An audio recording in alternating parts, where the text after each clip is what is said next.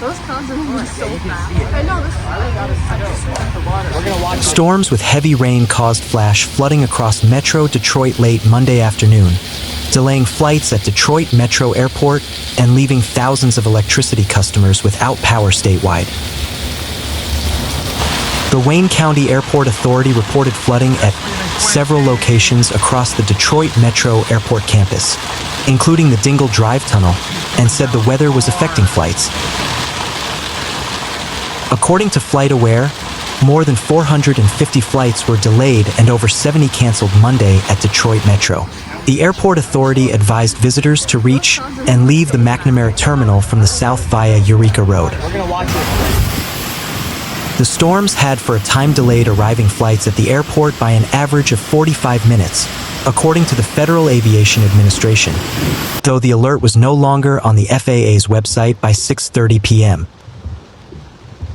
The Romulus Police Department reported flooding throughout the city as of 6:30 p.m., with Wayne Road and Interstate 94 impacted the most by standing water. A police dispatcher said officers pulled multiple vehicles out of floodwaters and that no motorists were injured.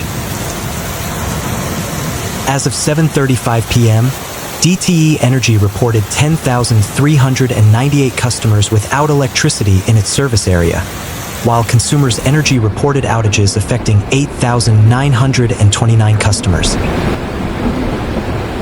By 9:50 p.m., the number affected by outages had been reduced to 5,093 at DTE and 7,769 at Consumers. Sarah Schultz, Operation Program Leader for the National Weather Service Station in White Lake Township, said Detroit Metro Airport received 2.68 inches of rain, breaking the record for July 28th of 2.16. "We had half-inch hail that was reported at the airport," she said. Elsewhere in Metro Detroit, St. Clair Shores received 4 inches of rain, Roseville got 3.01 inches and 2.92 inches fell in Sterling Heights.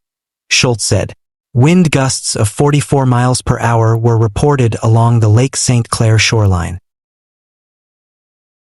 The storms also caused widespread power outages across the region.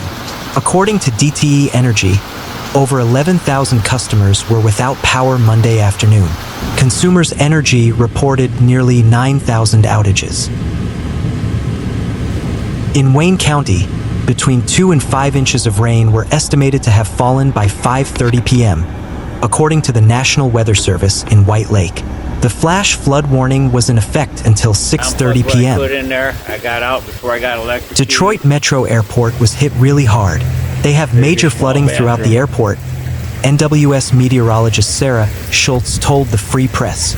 In the Romulus area, there were reports of vehicles stranded due to flooded roads. All Delta flights are grounded at DTW due to storms, local media reported. A ground stop is in effect. No Delta flights are arriving or departing. DTW said it is experiencing flooding in several roadways across its campus, including the Dingle Drive Tunnel. Officials advise caution when driving to the airport.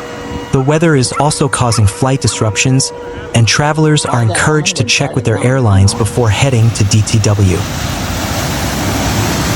According to FlightAware, DTW experienced over 400 flight delays and nearly 60 cancellations as of 7 p.m. Monday.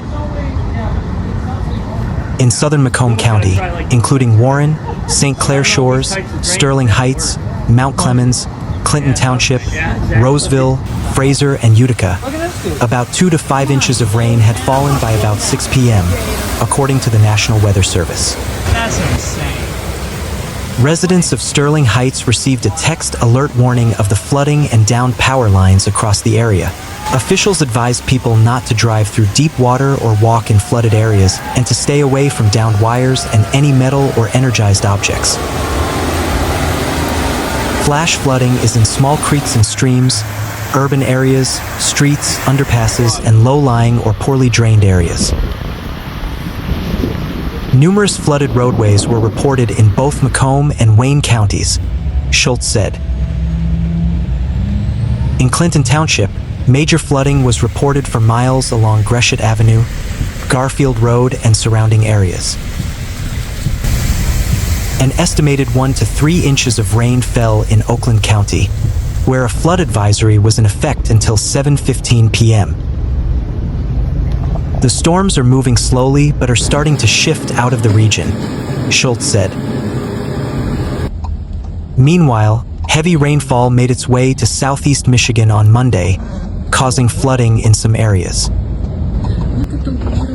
As of 11:15 p.m. on Monday, more than 4,000 customers are without power. Meanwhile, more than 7,400 consumers' energy customers are without power. Officials say central Wayne County received 3 to 4 inches of rain, which overwhelmed catch basins and storm system ditches. The cities impacted include Taylor, Wayne, Romulus, Buren Township, Canton Township, and Huron Township.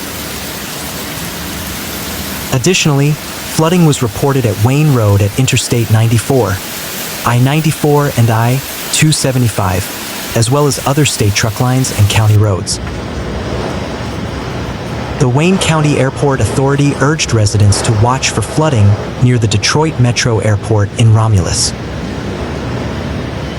Officials say there was flooding at several locations across the Detroit Metro Airport campus, including the Dingle Drive Tunnel, and it was impacting flights. We encourage you to check with your airline before heading to DTW, the authority said. In an update on Monday night, the authority said the floodwaters are receding and all roads to the airport are open. The Romulus Fire Department says it has received reports of people trapped in their vehicles in the underpasses and urges drivers find alternative routes.